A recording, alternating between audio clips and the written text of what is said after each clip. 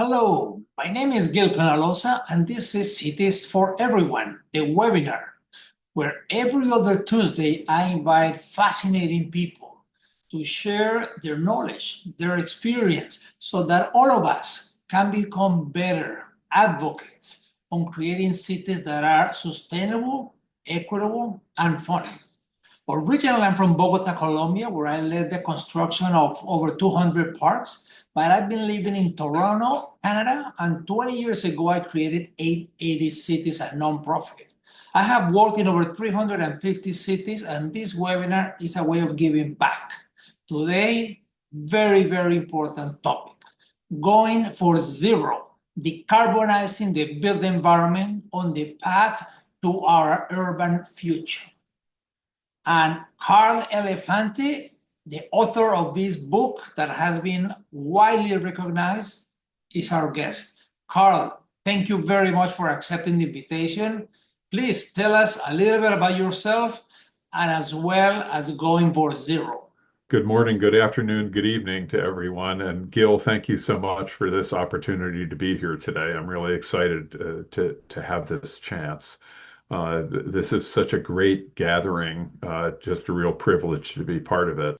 Well, I'm going to spend the next 20 minutes, half an hour talking about some of the themes from my just published book, Going for Zero.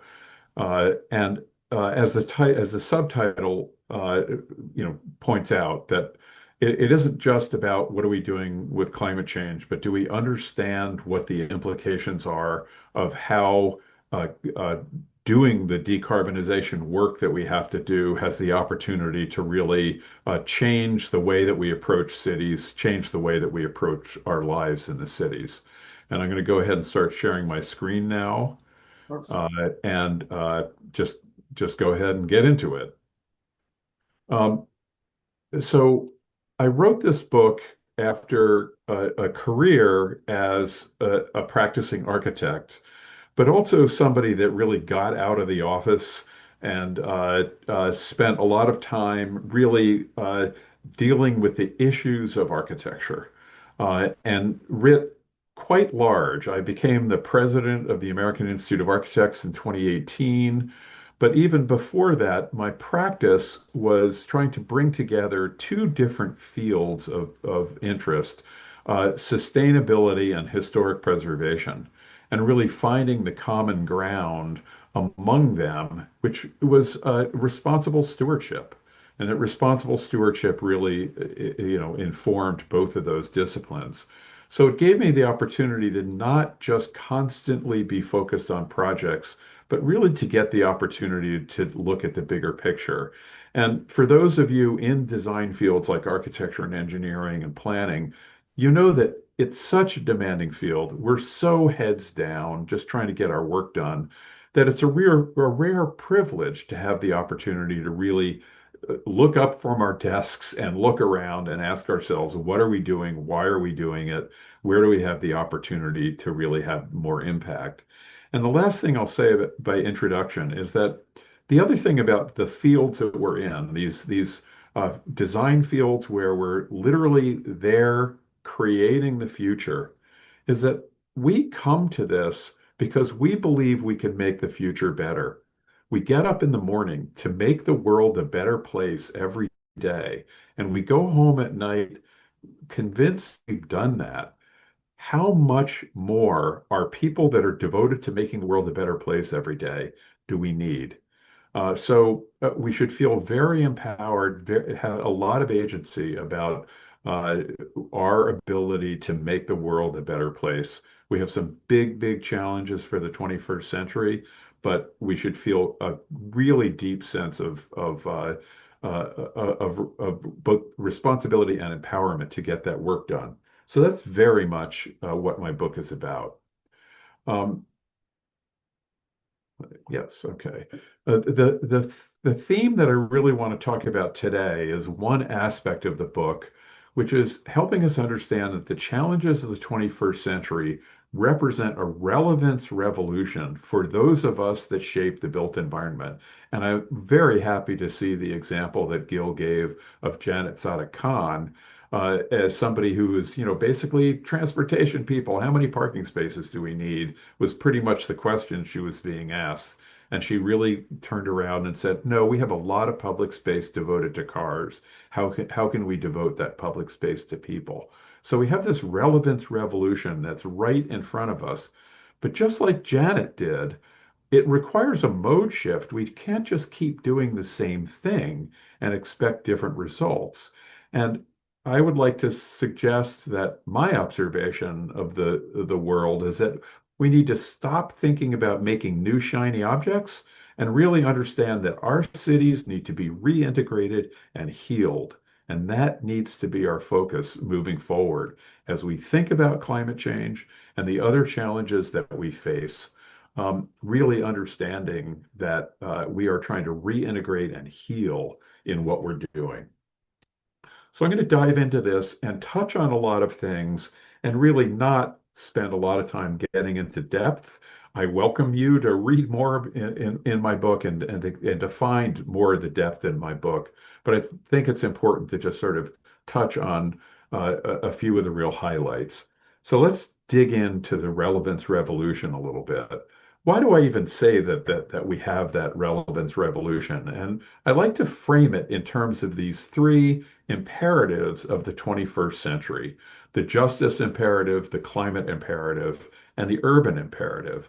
And why these?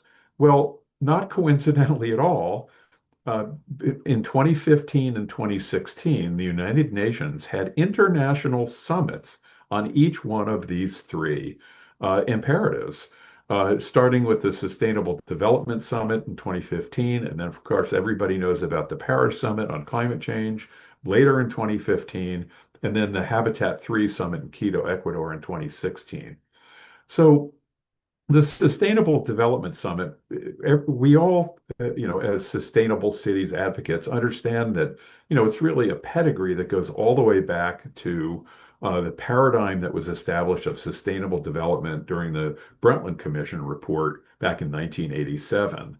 And the summit in 2015 and the adoption of the 17 Sustainable Development Goals was really a place on the continuum of that mindset of what is responsible development. How do we bring economic development, social responsibility, and environmental responsibility together? I just, as a little footnote, I'm a little surprised that there's not housing for all or something like that in the 17 Sustainable Development Goals. Maybe we need an 18th. The Paris Summit, again, we understand that this was a moment when the international community of nations came together and said we must do something about climate change. Global warming is an existential threat to civilization itself, to humankind functioning the way it has functioned for thousands of years. And the criteria of understanding that we have a global warming cap that is based on the damage that will happen if global warming is not arrested, and that we have an urgency, a time frame that was established in Paris is really important. The one last thing I want to say about this in general is let's recognize what it means to decarbonize the building sector, the transportation sector, the food sector, et cetera, et cetera. It means retooling everything we do. It means doing it everywhere. It will inevitably impact the lives of everyone. Everything, everywhere, everyone. It's a very big challenge, and it's also a huge opportunity. And then the last summit from this period was the New Urban Agenda being adopted at Habitat 3. And in a lot of ways, I think of the urban imperative as actually the biggest imperative, the greatest challenge of the imperatives that we face. And why is that? Is that literally the 21st century is the urban century. During this century, starting in the year 2000, for the first time in human history, half the human population lived in urbanized areas. By century's end, by 2100, as many as 9 in 10 people will live in cities. What that means is that whatever the problems are urban problems. Whatever the solutions are, must be urban solutions. So that's the three imperative framework. What are we going to do about this? How are we actually going to meet the challenges in this 21st century imperative framework. And I'd like to start by saying we have to think beyond our modern era biases. We have to think beyond what brought us to where we are today. We can't have the 20th century practices and thinking that brought us to the threshold of each one of these imperative problem frameworks. We can't use the same mindset to move forward. And I just want to dig into that just a little bit. So, in the Biden administration climate bill that was passed in 2022, the biggest investment, over $100 billion, was to switch from gas-powered vehicles to electric vehicles. Uh, Kudos to the Biden administration. But are electric vehicles the solution to our cities? Is our cities choked with automobiles that are run on electric power a real solution? And I think Janet Sadiq-Khan is going to talk about this in a couple of weeks and just really help us appreciate that, no, we have to get back to cities for people. And there's a great depth to our misconceptions about what the post-World War II modern era brought us. It brought us a lot of progress. Don't get me wrong, I'm not a Luddite. I understand the progress that was made, but we also brought with us some misconceptions. Here's an icon of Modern City 1.0 and a Modern City 2.0. I'll get back to that language in a minute. The Empire State Building in New York City, and then Freedom Tower on the World Trade Center site. And so, okay, here's a building that was built 80 years after another building. Obviously, it must be better, right? Well, I would argue that it's not. The Empire State Building was renovated to a LEED Gold certification about 10 years ago, 15 years ago. Two-thirds of the facade was stone. They had to wash it to restore it. The windows, they literally took them out. They're all the same size. They took them to an empty floor in the building. They rebuilt them. They put them back in. On our modern building 2.0, Freedom Tower, that all-glass facade is made out of this product, this insulated glazing units. And the problem is that it's a sealed assembly. When the sealants fail, the assembly is no good. That building in 50 years, 60 years, they're going to tear the facade off and it's literally going to go into landfill. Is that Modern City 2.0 building really better than the Modern City 1.0? And I would argue it's clearly not.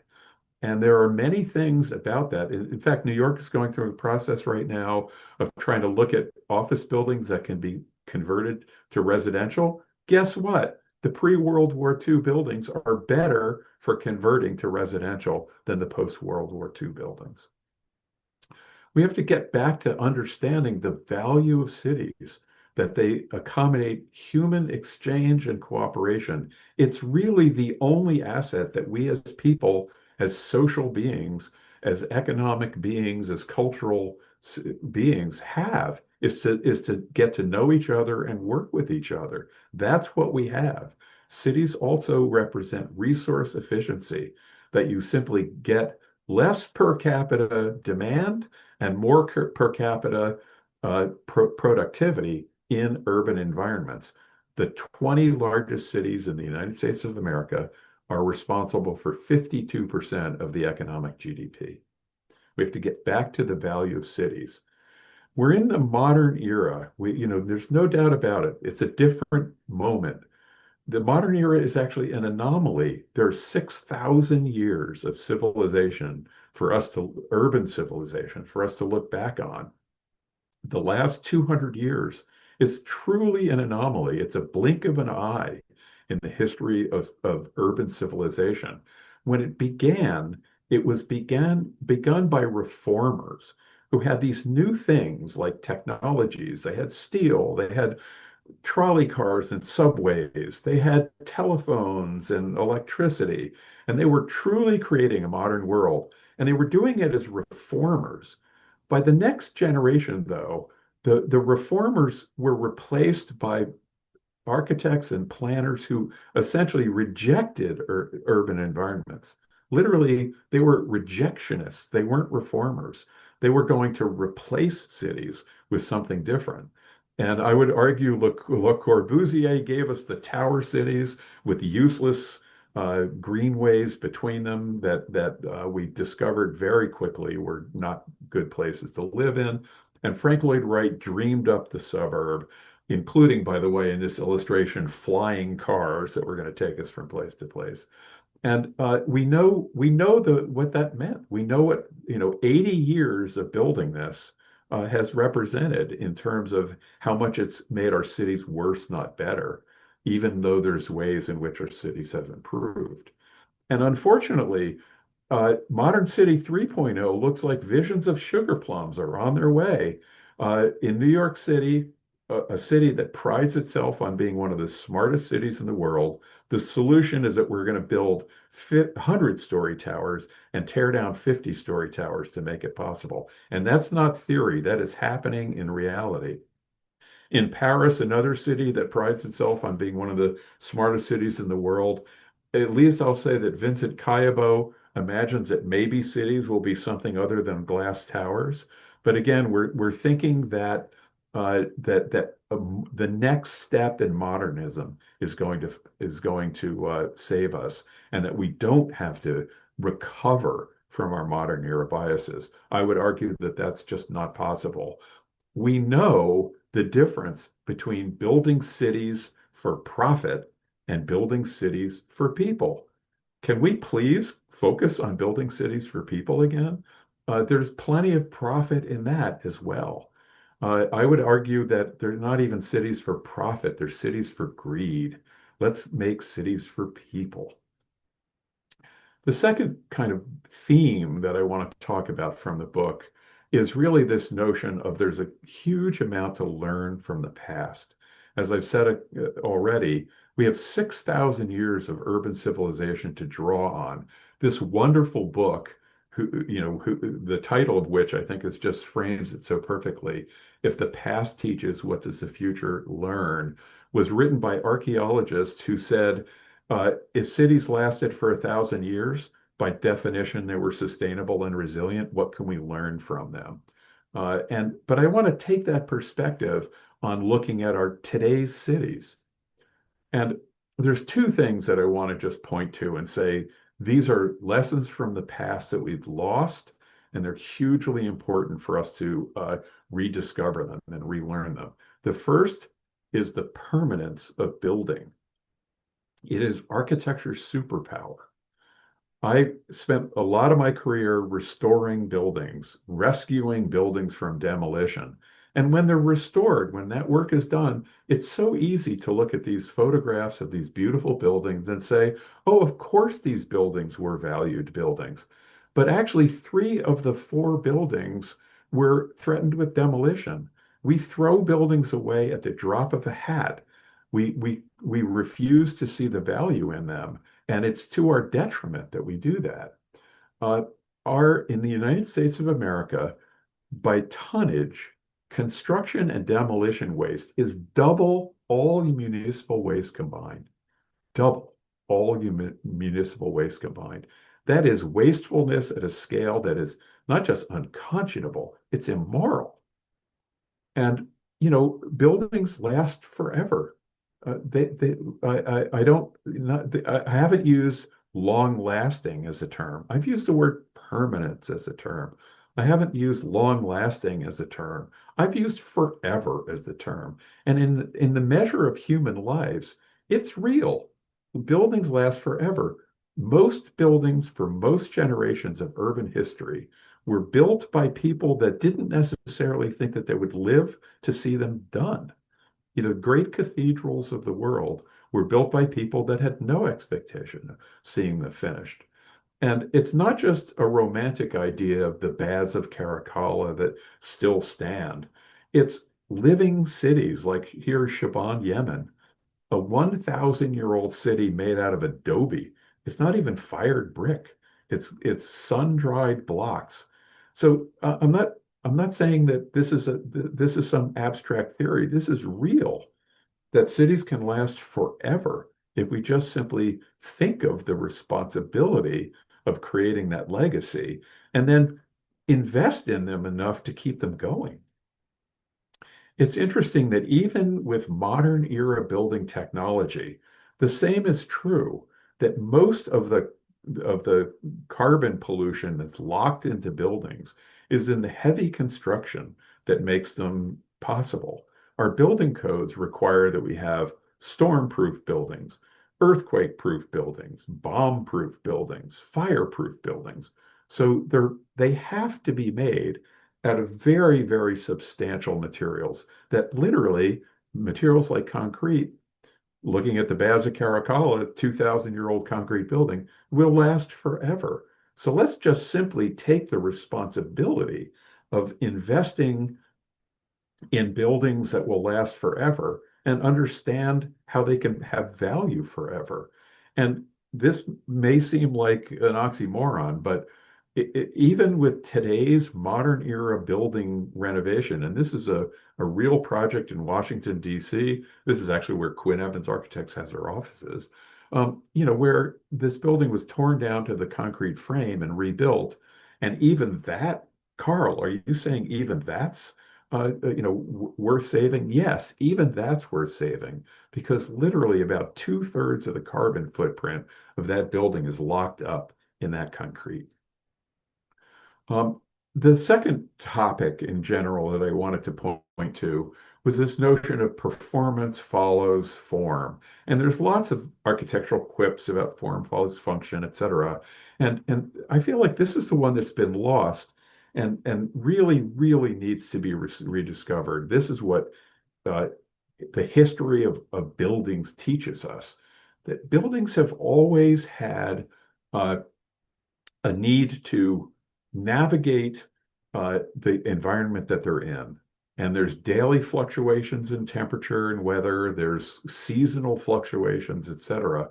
Buildings have always had to be sailboats and sail through uh, those variations. In the energy era, in the toxic fuel era that we're part of. By the way, don't use the term fossil fuels. That's a marketing term. They're toxic fuels. They're explosive. They're flammable. They're poisonous. They're toxic fuels. In the toxic fuel era, we've thought that we would solve all the problems by having energy slaves to take care of all our problems. And Buckminster Fuller, I'll just leave it at that. Look into Buckminster Fuller's work and what he thought about in terms of why are we designing buildings that require energy slaves? How about operability? How about designing for climate? Barnabas Calder, by the way, is the only person I know teaching the history of architecture as energy flows, not as stylistic evolution. And so architects, even modern architects, here's Ed Mazaria, 2021 AIA gold medalist, known for his passive solar houses, looked to heritage and said, oh, we get it. We understand the wisdom of how heritage architecture navigated sailed on the winds and the sun, just the way boats do. And the history of architecture that I've gotten to really understand as a restorer of buildings here in the United States of America, which from an international perspective, I'm restoring new buildings. I'm restoring buildings that are only 100 or 200 or 300 years old, not really old buildings. And they're an encyclopedia of how to design buildings that are climate adapted. The most basic structures are actually, in a lot of ways, the most interesting structures, how sophisticated they were in literally navigating their climates and their weather. And I'm very happy to say that there are some contemporary architects, 21st century architects that get it. And this is a project that's right here in the Washington, D.C. area where I live, by Rick Snyder, who's a friend of mine. He was renovating this 100-year-old school, and he noticed that there were shafts in all of the classrooms. Why were there shafts in the walls of the classrooms? And he realized that they were shafts that fed up into the attic. The attic got hot. It was actually the hot air was relieved through the cupola. That wasn't just a design feature, it was a functional feature. And that school was built with an induced ventilation system, just like Longwood Plantation that I just showed on the previous slide. And what did Rick do? He emulated that. He built solar chimneys into his school design and with shafts that actually emulated the same induced ventilation system. And then, oh, what else did he do? He designed the facades that actually were responsive to their solar orientation. So we don't have to build buildings that look like they were built 300 years ago. We just have to have the same sensibilities that performance follows form. Let's think about our form as performance, not just it looks cool.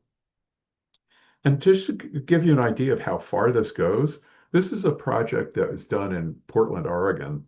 It was a typical federal office building.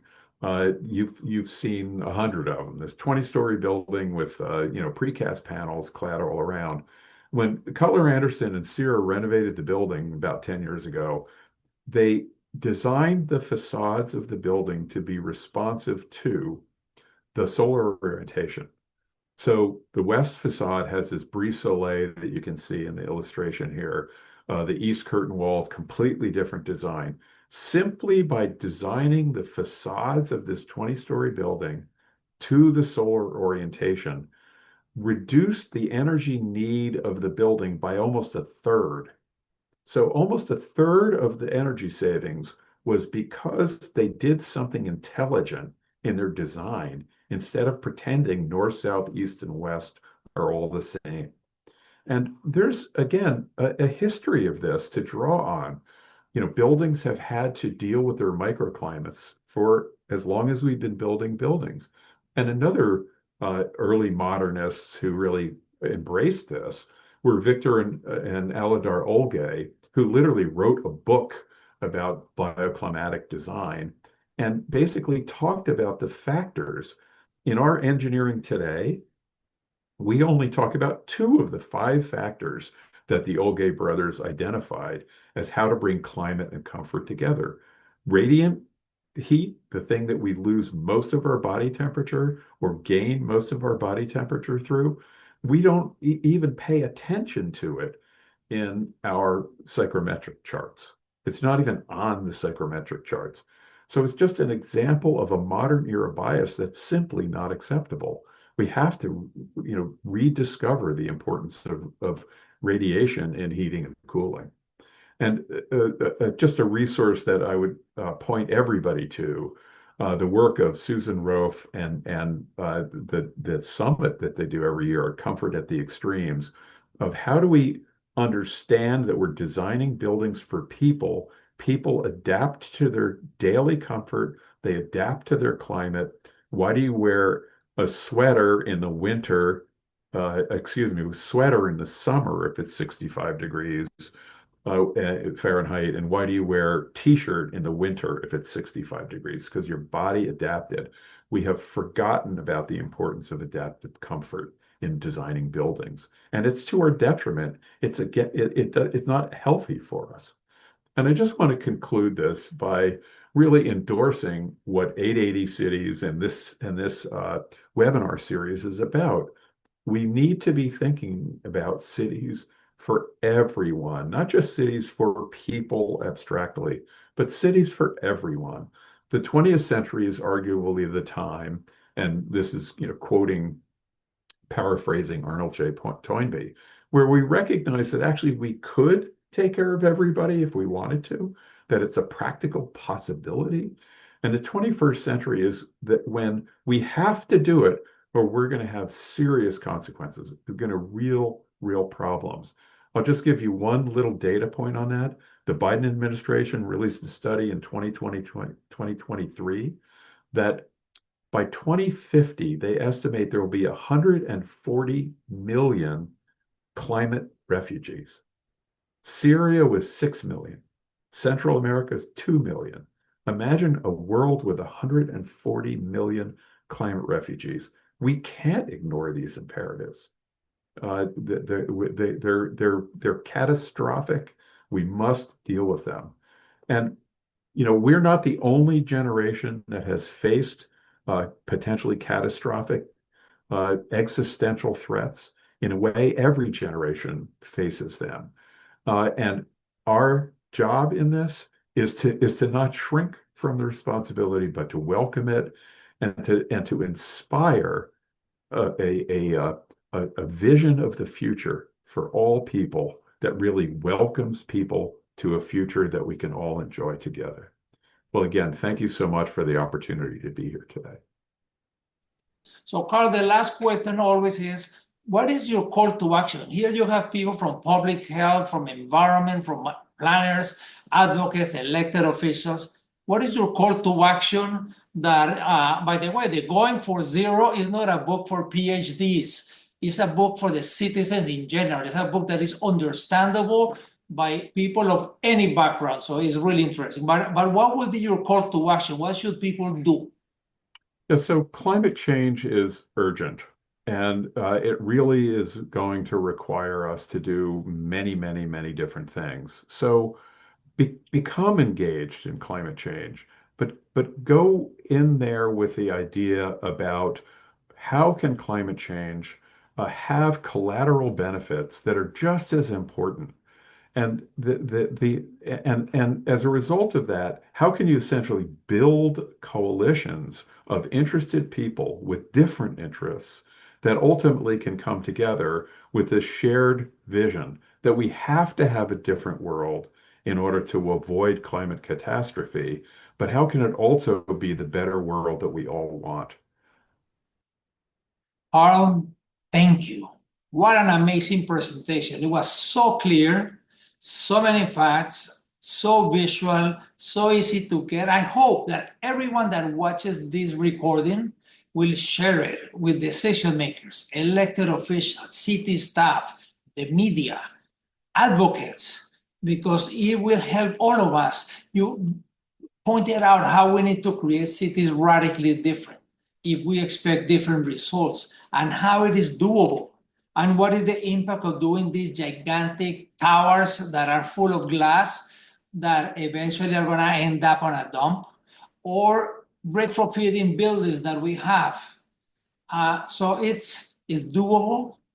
It's not rocket science, but you are providing the tools for decision makers to move in this direction. Carl, thank you very much. And I want to thank all of the hundreds of participants from all over the world that every other Tuesday are here at 11 a.m. Eastern Standard Time. Thank you.